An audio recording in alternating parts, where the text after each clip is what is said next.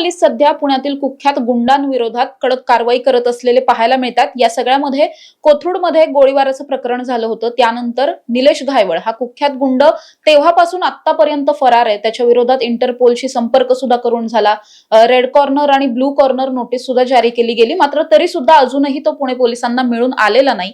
त्यानंतर मात्र काल पुणे पोलिसांनी पुणे सत्र न्यायालयाने खरं तर त्याला फरार असं घोषित केलं। आणि त्यानंतर फरार घोषित जेव्हा एखादा आरोपी होतो त्यानंतरची नेमकी प्रक्रिया कशा पद्धतीने असते हे जाणून घेणार आहोत। माझ्याबरोबर ज्येष्ठ कायदेतज्ञ ॲडव्होकेट मिलिंद पवार सर आहेत। सर, जेव्हा एखाद्या कुठल्याही आरोपीला आपण अशा पद्धतीने थेटपणे कोर्ट त्याला आपण म्हणू शकतो की ॲब्स्कॉन्डिंग किंवा मग असं फरार घोषित करतंय, तर त्यानंतर नेमकी प्रक्रिया कशी असते? त्याला तातडीनं भारतात परत आणता येईल का आपल्याला?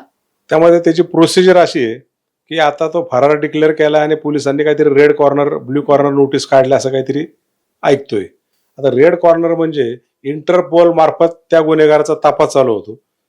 आपल्या जे काय आपले समन्वयाचे देश आहेत, जवळपास 154 देश आहेत, तर 154 देशामध्ये इंटरपोलद्वारे ती नोटीस जाते आणि जो गुन्हेगार फरार डिक्लेअर केला आहे त्या गुन्हेगाराला पकडण्यासाठी, त्याला ताब्यात घेण्यासाठी बाकीचे देश आपल्याला मदत करतात आणि म्हणून ती इंटरपोल नोटीस असते। आता कोर्टाने त्याला फरार घोषित केलाय, प्रोसिजर काय? कुठलाही गुन्हा दाखल झाला, एफ.आय.आर झाला की आरोपीला अटक होते। एक तर अटकपूर्व जामीन होतो की अरेस्ट होती। अरेस्ट झाल्यानंतर कुठल्या प्रकारचा गुन्हा आहे त्या वेळेमध्ये स्टेप्युलेटेड पिरियड ज्याला म्हणतात त्या वेळेमध्ये त्या आरोपीच्या विरोधात दोषारोपपत्र दाखल येतं। दोषारोपपत्र दाखल आल्यानंतर जर आरोपीला जामीन झाला असेल तर तो जामिनावर बाहेर असतो, नसेल तर तो न्यायालयीन कोठडीमध्ये असतो।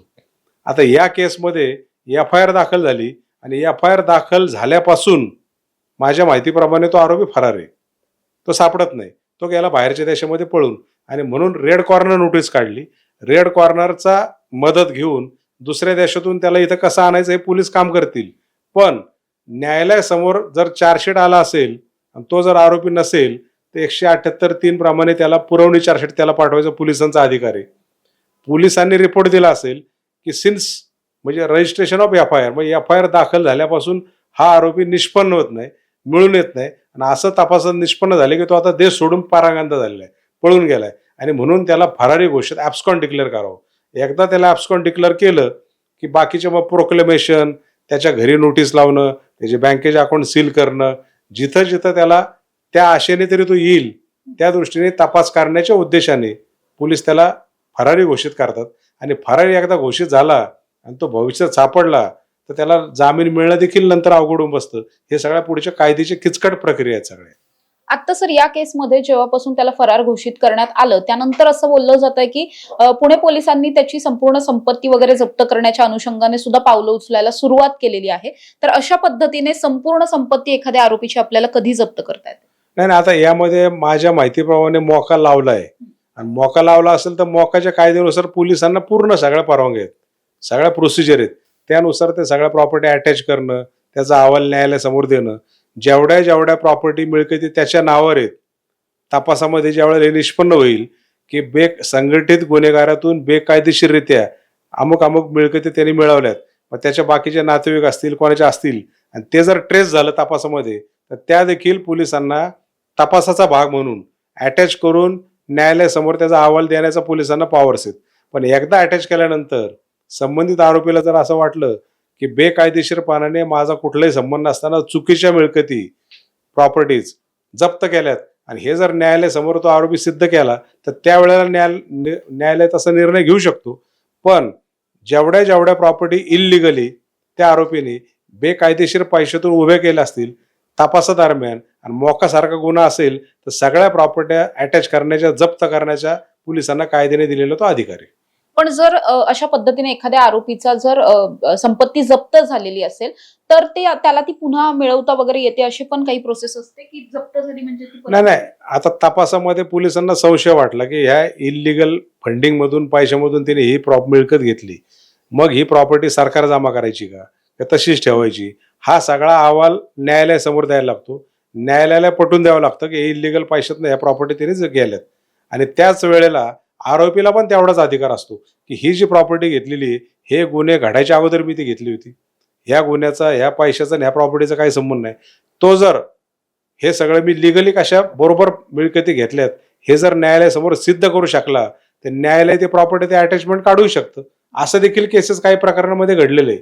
म्हणजे तपासामध्ये प्रॉपर्टी जप्त केल्या म्हणजे त्या गेल्याच, गव्हर्नमेंट जमा झाल्या किंवा पोलिसांनी जप्त केल्या किंवा न्यायालयाच्या कक्षेत गेल्या असं होत नाही. आरोपीला सिद्ध करून द्यावं लागतं की पोलिसांनी चुकीच्या पद्धतीने ते मिळकती जप्त केल्यात. ह्या गुन्ह्याचा आणि त्या मिळकतीचा काही संबंध नाही. आणि हे जर न्यायालयाला पटलं तर न्यायालय त्या प्रॉपर्टी रिलीज करण्याची देखील ऑर्डर अशा होतात. असं नेहमी वारंवार घडतं.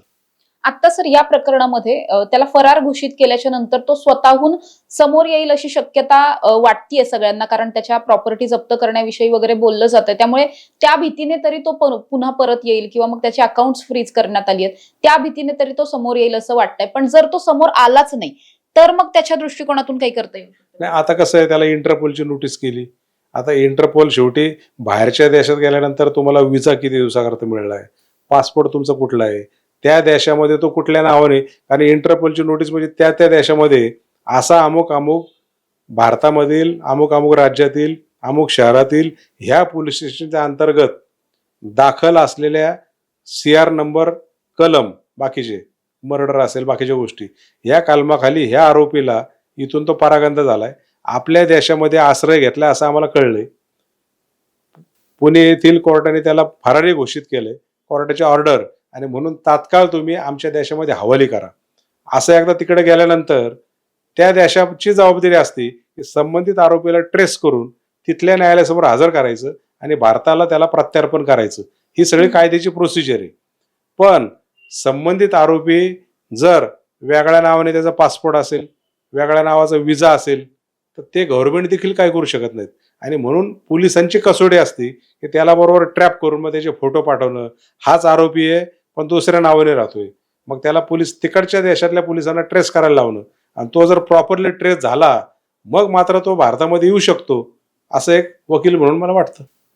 नक्कीच आपण बघतोय हे संपूर्ण प्रकरण जे आहे ते आता इतक्या आंतरराष्ट्रीय लेवलवरती या सगळ्याचं सर्च ऑपरेशन वगैरे सुरू आहे. मात्र अजून तरी काल त्याला फरार घोषित केलंय, त्याच्यानंतर अजूनही निलेश घायवळचा कुठलाही ठावठिकाणा लागलेला नाहीये किंवा तो इंटरपोल माध्यमातून जे काही पोलीस प्रयत्न करतात तिथे सुद्धा तो कुठेही हाती आलेला पाहायला मिळत नाहीये. इतकं सगळं झाल्याच्या नंतर तरी निलेश घायवळ स्वतःहून शरण येणार का हे पाहणं महत्वाचं असणार आहे. आणि जर तो शरण आला नाही तर त्याला तातडीनं भारतात परत आणण्यासाठीचे प्रयत्न म्हणून पोलीस नेमकं काय काय करतात हे सुद्धा पाहणं तितकंच गरजेचं असणार आहे. कॅमेरा पर्सन निलेश सह समृद्धी जाधव, टॉप न्यूज मराठी, पुणे.